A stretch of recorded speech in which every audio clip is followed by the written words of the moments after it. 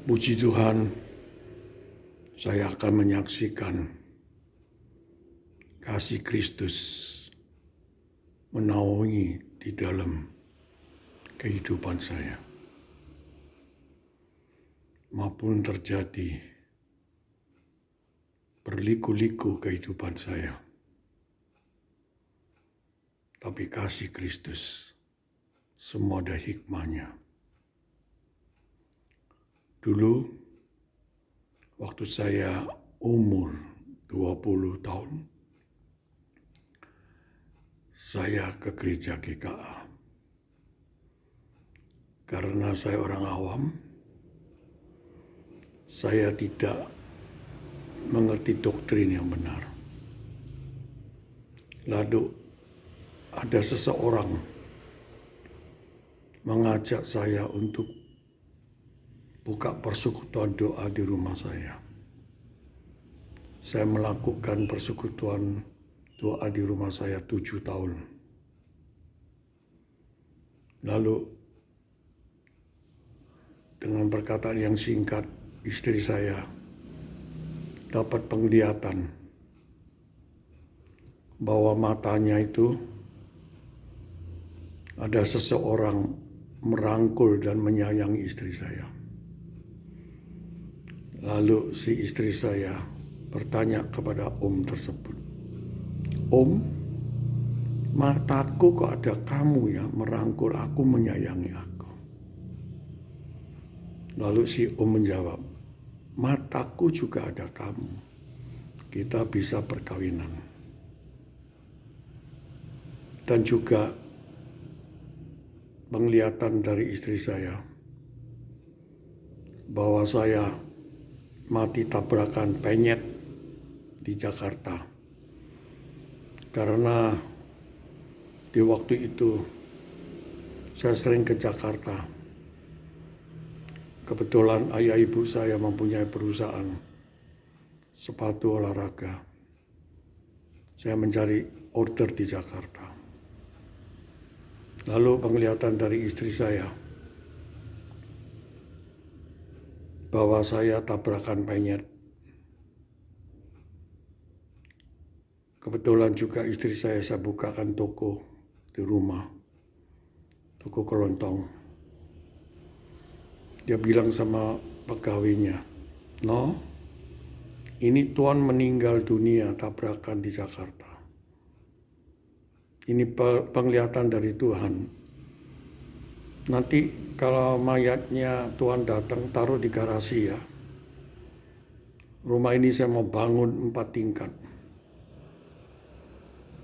Dan juga anak saya 6 yang telah diberkati Tuhan, itu dibikinkan baju gabung, baju putih untuk persiapan semuanya." Lalu istri saya sudah tidak mau dengan saya. Saya periksa dengan buku penglihatannya. Saya lihat buku penglihatannya, saya hancur hati. Bahwa memang betul istri saya dengan penglihatan itu sudah jatuh cinta dengan seseorang tersebut. Lalu saya hancur hati melihatnya buku tersebut. Saya bertindak ke gereja Reform Injili Andika, Surabaya. Saya waktu ke gereja ketemu pertama dengan Bu Magda. Saya dibimbing dengan Bu Magda. Lalu Bu Magda mengenalkan saya ke Pak Budi Asali. Kebetulan Pak Stephen Tong datang ke Surabaya, saya ada konseling dengan dia. Saya apa adanya cerita dengan Pak Stephen Tong. Lalu karena saya orang awam, saya masih emosi. Saya lapor ke polisi. Saya lapor ke Bimas Kristen Surabaya dan juga Jakarta. Waktu ketemu Bimas Kristen di Jakarta, saya dengan jujur apa adanya saya ceritakan. Bimas Kristen Jakarta mengatakan, ini sering terjadi. Ada juga terjadi di Cirebon sampai hancur semuanya. Kamu hati-hati. Kamu satu saat bisa dibunuh dengan istri kamu. Lalu saya kaget perkataannya. Memang betul. Istri saya sering membawa pisau seperti ingin membunuh saya. Lalu Bimas Kristen mengatakan, kembalikan kepada orang tuanya daripada kamu mati satu saat. Lalu saya kembalikan ke orang tuanya waktu saya pulang ke Surabaya. Saya bilang, saya kembalikan kamu ke orang tua kamu dulu. Tunggu kamu sadar baru saya ambil kembali. Lalu saya telepon orang tuanya, saya kembalikan. Beberapa minggu saya dipanggil ke pengadilan. Lalu di pengadilan hakim mengatakan, istri kamu sudah tidak mau dengan kamu lagi. Saya bilang, Pak, saya masih cinta. Saya diberi karunia anak 6. Lalu istri saya waktu di pinggir saya di pengadilan, saya rangkul dia. Saya dikipatkan. Lalu saya tahan kira-kira ada 3 tahun. Baru pengadilan mengetok untuk cerai. Saya pikir sudah tidak jodoh, saya tidak mau kasasi. Lalu saya belajar firman terus dengan doktrin reform yang sungguh-sungguh. Saya sadar waktu saya olahraga dengan Pak Budi Asali di sesuatu tempat. Saya diinjili dengan Pak Budi Asali. Pak Budi Asali mengatakan, Keke, jangan menoleh ke belakang. Pandanglah Yesus. Dia mati di kayu salib demi dosa-dosa kamu. Pandanglah ke depan.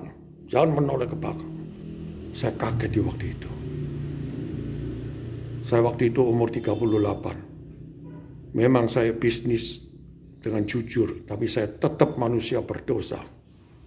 Manusia brengsek yang berdosa.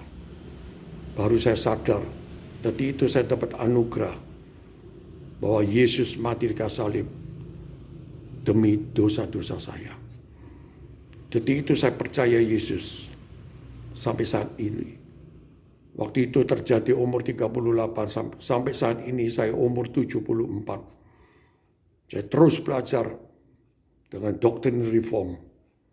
Saya sampai saat ini iman saya makin teguh bahwa Yesus mati di kayu salib, bangkit pada hari ketiga, menyediakan saya hidup yang kekal. Jikalau saya meninggal, pasti saya masuk surga. Hanya iman menyelamatkan. Puji syukur melalui gereja Reform Injili,